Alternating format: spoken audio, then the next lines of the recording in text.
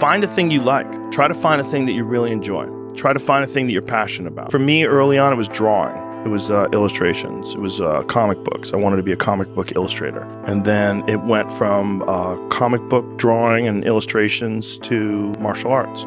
But it was just another thing that I was very, very passionate about. And that was my vehicle out of my dilemma. That was my vehicle out of my own anxiety and trauma and my own issues and insecurities. And find something. Find a thing that you genuinely enjoy, because getting good at things you genuinely enjoy is extremely beneficial for young people, because it lets you know that, like, everybody thinks they're a loser. Every young person thinks they're a loser, at least a young person in the situation I was at. Like, I didn't know I wasn't a loser until I started winning, until I started doing martial arts. Martial arts taught me that, like, I could get better at stuff, that it wasn't really a loser. I just was someone who was, like, in a fucked up situation, but you could channel all that energy that you have as a young person into something and get better at it. And then all of a sudden people admired me. I was like, this is crazy. So I went from being someone who was incredibly insecure and basically a failure to someone who was really successful at this one thing that was very dangerous, that other people were scared of. And that gave me immense confidence and also a real understanding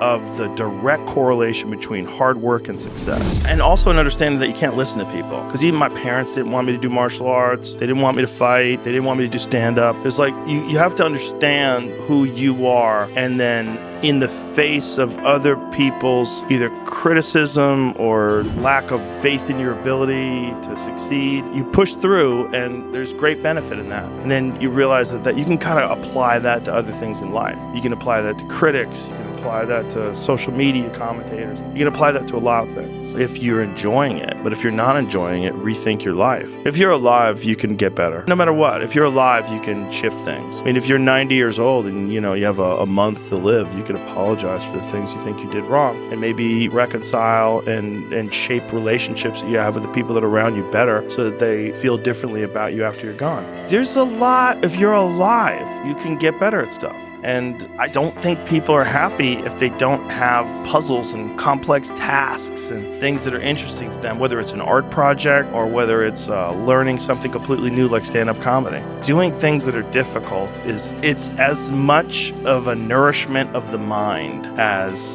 food is a nourishment of the body. I think you need things that are puzzling to you, where you have to find your own human potential in the difficulty of the task. And work your way through things. At least for me. I mean, I can only speak for me because I'm the only life that I've ever lived that I'm aware of. And in my life, that has been 100% constant. I am a very happy person, and I have never had a moment where I'm not doing difficult shit.